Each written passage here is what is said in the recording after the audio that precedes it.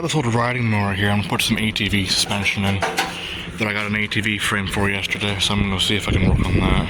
Did this thing yesterday. It's on Kawasaki Value, like 80s, 90s. It's a 4-spring, which is why I wanted it. 2 springs in the back. I don't know how to make a full swing arm myself with 2 springs using a single spring frame, so that's why I wanted a 4-spring. Work on unbolting the suspension, cutting out the bits that the suspension bolts to, and then welding those into the riding mower body. Unbolted the right side of the front axle. There's 3 bolts, one of them was missing with the spindle, and this will come out. These deck height things will come out when I undo the other side, and also this bolt right here. Alright, got the old front axle unbolted. The spindles, they're over here. This would have been the old blade engagement lever. Went down into here, through here, and these are like sort of attached to the deck. They bolt into here. I think I'll put this bolt back in so I can use these really solid steel arms to attach to the ATV frame sections. And this is the steering. It moves.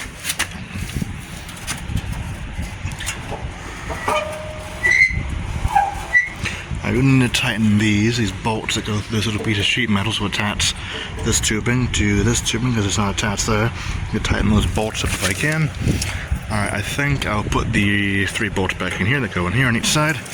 And then I'll work on cutting out the ATV frame section in the front. And yeah, this would have been the gas pedal's broken off. It goes down into here. It goes down to this big piece of metal right here. That goes through this hole. That goes, where is it? Up there somewhere. And it goes down to this linkage. That's right here. And this linkage, right there, goes into the transmission. Where is it going to the transmission? I lost it. Oh, it goes in. That thing goes in right here. And here's an idler pulley. Yeah. It's a rear automatic transmission. You push that pedal down to go forward. It's a gas pedal. And apparently there's 2 forward gears, 1 reverse. I think there's only 1 forward, 1 back, but I don't know. You let off the pedal to stop, and then while you stop, you change gears, and then press that pedal down and go forward or backward. It's kind of like a gas pedal without having to hide it with a manual transmission, which is really weird. And other than the lever, it seems to all be completely stuck. But I want to keep this setup. Put an engine pulley down there. Here's the old belt guide thing. We've gone to the idler pulley, and then the transmission pulling back around. Axle and diff would have all been in here. It's all been cut out where the previous owner found this at the scrapyard like this. So I'll probably cut the remains of the these rods and then axle out, and also make all this all smooth. I use a torch to cut all that stuff out. So I'm not entirely sure what I'm doing now. I think I'll put these remaining 6 bolts back in and then cut out the ATV front sections. Bars. WD-40 those. Yep. Yeah, I think, yeah, I won't be able to use a thumb throttle. I'm going to have that be the gas pedal still, because thumb throttle won't work with this much handlebar travel. Then I'll put the brake pedal down here. Don't know what I'll make this do, if I can get this thing unstuck.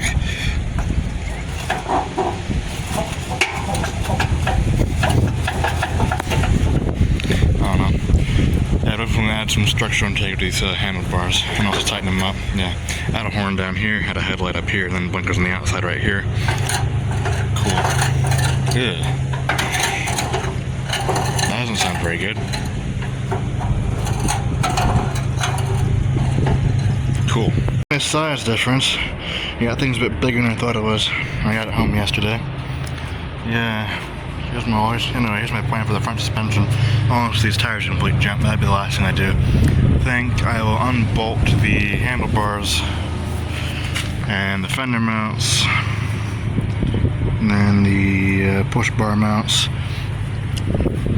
and also the floorboards. And I think I need to keep, there's these bars under here that the suspension all bolts together to. And here's a steering column that goes up to the handlebars. I want to keep any of that. I don't know. I think I want to keep all this front bit right here. And here's where the shocks bolt to. Then I think cut this flat right above that, and that'll bolt to the underside of the front of that thing. And then cut these on both sides right here, and then the ones in the middle right here and here. And then these outer ones I will tie into these if I can. I'm gonna flip that thing on its side so you can see what I'm doing. And also unbolt all this other junk here so I can more easily see what I'm doing. Also a free vice grip. There's some math here. Decide whether I want to separate each suspension half or keep them together with the bolt to the frame. Decided it's about, what, 3 feet from the outside of each tire to the outside of the other tire. Roughly 2 feet between the inside of each tire. And the whole inside of the body here is on about 18 inches. So there'll be an extra 6 inches. So about roughly 3 inches between the outside of the body and the inside of the tire. So I am going to not separate each half of the front suspension and bolt them directly into the body. I'm going to just cut out the front of the frame and leave the suspension bolted in, bolt the shock back in, and probably bend some of the tubing to make it go into both these and also the inside of the body here, and use whatever extra bits of steel tubing I have from this as structural integrity. So yeah, I don't know how I'm going to do the steering yet. This thing has 2 bolt holes, no holes for the slots. That's definitely way too thin. That was a good noise. That's not steel, that's just like bent tubing. Then add some structural integrity right here, that little triangle bit right there. Get that to work with this steering. We get those tie rod ends to work with that. I think I'll have to save I will somehow save this metal plate here, leave the tie rods bolted in, remove the entire handlebar steering column assembly, and I think just weld this plate to that bit of tubing, and also reinforce that bit of tubing, and just get rid of all this handlebar assembly and the entire steering column. That also means disconnecting this box for the brake cables. Also, front brake cable doesn't work, meaning the front brakes, that seems to be loose and that seems to be loose. Alright, so I need to leave all this tubing up here intact and above the shocks. I don't think I need this bit. Alright, so there will be roughly 3 inches between the inside of the tire and the outside of the body. It's a bit much, but that's what I have to work with. I don't think I need any of this bit right here. I don't know how I'm going to get any of that to tie in with the body. I could cut these off at the top right here and then weld them back in upside down to get in the tie in with those. I don't know. Alright, the center of the wheels is roughly parallel with the tie rods. Well, just behind the tie rods.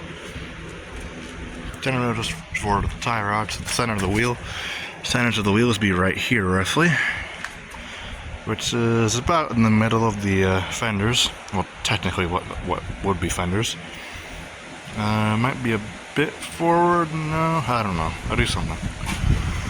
Or I could bend them and tie them in with the body up here to add more structural integrity, because this body really isn't all that strong. Tie in those middle ones into here maybe, and tie in the outer ones up here. I don't know. This is like what, 16 gauge steel? 18 gauge steel? It's really not that thick. And there's really no structural integrity to it at all. So, I don't know. I don't want to cut that yet, but I might. Let's see, I'm going to bolt this shock back in. Alright, I think... Or do I just want to cut this out and save... I think that's a good idea. Instead of having 4 tubes to weld back in, I think if I cut behind all this, And also remove, that bolted in. That is bolted in. I'll remove the engine mounting plate. I should pressure wash that, but I'm not going to. I'll remove the engine mounting plate. It'll unbolt with 4 bolts. Alright, and then I will cut right here, and then right there. And then, so I'll just, and also cut okay, that part of the frame, where does it go? And then I will cut out this. So I will just have this black metal bar to figure out how to tie in. So yes. Oh, and having 3 inches outside the body. Hey, hang on. I didn't measure the top of the shocks. Hang on, I need to measure.